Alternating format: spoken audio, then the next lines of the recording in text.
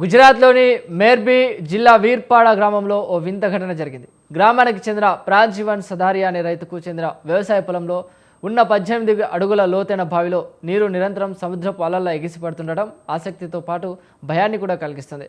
August 2 నుంచి బావిలోని నీరు భారీ అలల్లా అటు ఇటు ఊగిపోతూ కొన్నిసార్లు పైకి పొంగి పొర్లుతున్నాయి. అయితే చుట్టుపక్కల ఉన్న ఇతర బావుల్లో నీరు ప్రశాంతంగా ఉంది. కేవలం ఈ ఒక్క బావిలోనే ఆ విచిత్రం చోటు చేసుకోవడంతో దీన్ని చూడటానికి వందలాది మంది ప్రజలు తరలి వస్తున్నారు. ప్రస్తుతం దీనికి సంబంధించిన వీడియోలు నెట్టింట వైరల్ అవుతున్నాయి.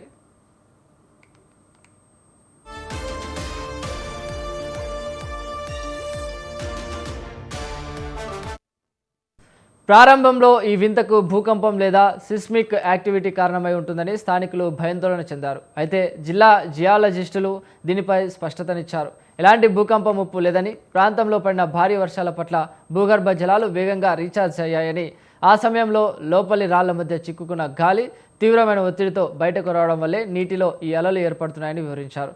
శాస్త్రవేత్తలు దీనిని వెల్ సీచ్ అనే ప్రక్రియగా పిలుపునిస్తారు.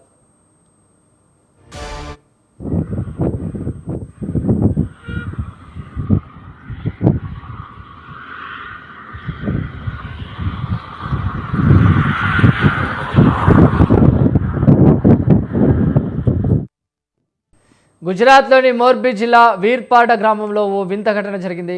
గ్రామానికి చెందిన ప్రాంజీవన్ సదారియా అనే రైతుకు చెందిన వ్యవసాయ పొలంలో ఉన్న 18 అడుగుల లోతైన బావిలో నీరు నిరంతరం సముద్రపు అలలా ఎగిసిపడుతుండటం ఆసక్తితో పాటు భయాన్ని కూడా కలిగిస్తుంది. ఆగస్టు 2 నుంచి బావిలోని నీరు భారీ అలలా అటు ఇటు ఊగిపోతూ కొన్నిసార్లు పైకి పొంగి పొర్లుతోంది. అయితే చుట్టుపక్కల ఉన్న రైతు బావుల్లో ఇతర బావుల్లో నీరు ప్రశాంతంగా ఉంది. కేవలం ఈ ఒక్క బావిలోనే ఈ విచిత్రం చోటు చేసుకోవడంతో దీన్ని చూడటానికి వందలాది మంది ప్రజలు తరలి వస్తున్నారు. ప్రస్తుతం దీనికి సంబంధించిన వీడియోలు నెట్టింట వైరల్ అవుతున్నాయి. ఇక ప్రారంభంలో ఈ వింతకు భూకంపం లేదా సిస్మిక్ యాక్టివిటీ కారణమై ఉంటుందని స్థానికులు భయాందోళన చెందారు. అయితే జిల్లా జియాలజిస్టులు దీనిపై స్పష్టతనిచ్చారు.